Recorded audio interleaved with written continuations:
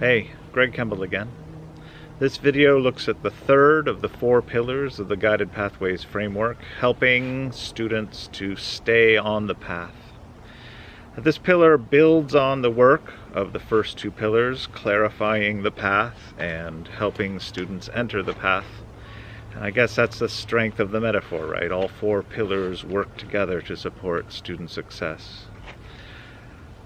This pillar focuses on systems and tools that allow students and the college to monitor students' progress and to reach out to encourage them to continue making progress, to stay on the path, or to intervene if they fall off their chosen path. Well, except for students in selective programs like nursing, and this is not just true at Yuba, this is true across the state, we generally don't monitor our students' progress. Counselors are always available, but we don't do much to get students to seek them out. This often means that students have to figure things out on their own. And as a result, students either quit, we saw evidence of that in previous videos, or they end up graduating with far more units than they actually need. So at Yuba last year, the students who earned a degree did so with an average of around 93 degree applicable units. And that's a full year of classes, assuming they go full-time. And of course, many of them don't. So 30 units could be more than 2 years. Now, there may be good reasons why some students meander. We'll talk about one of these later in the video, but according to the research behind Guided Pathways, one of the main reasons that students end up with so many units is that they're often being left to figure things out on their own. And when you add the fact that we don't give them the information they need to figure things out, if the catalog is wrong or if we don't offer a course when they need it, and that was a complaint we heard in the focus groups, well, figuring things out on their own is likely to mean they're going to end up with more units than they need.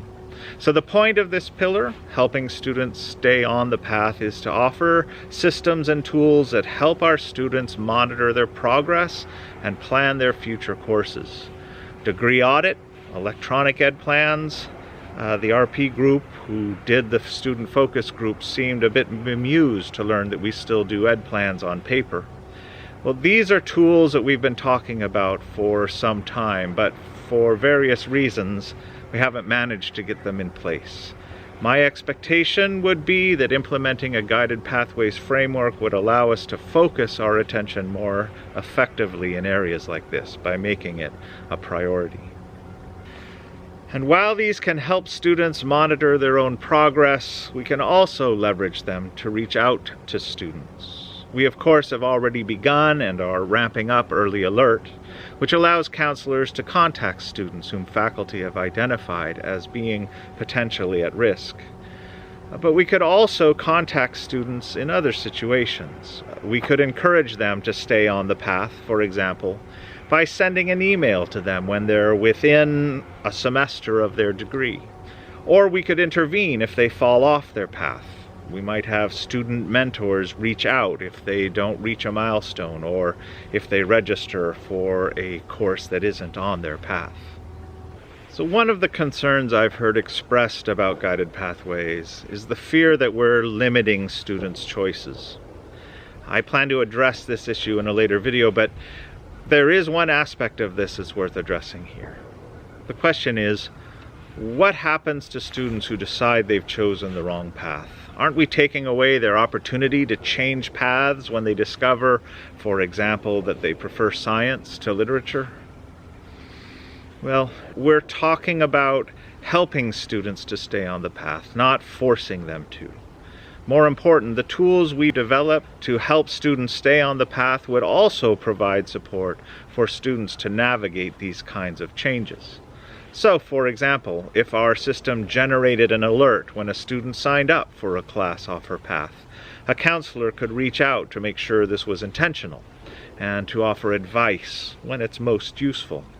In some cases, this might be supplying information she needs in order to decide if she really does want to switch majors. It could tell her how much extra time it'll take to reach her goal, or what effects the change would have on her financial aid. And if she decided she really did want to change paths, we'd be able to get her to enter and stay on her new path much more efficiently. Guided pathways are meant to guide students, not to railroad them. And the third pillar is meant to provide systems and tools that support students both on and off the path, and to give counselors the opportunity to reach out to them before they make decisions that delay their goals, or worse, before they quit. And it's meant to provide a tool for students to allow them to monitor their progress and make informed decisions as they navigate the college. All right. The next video will look at the fourth pillar. I will see you then.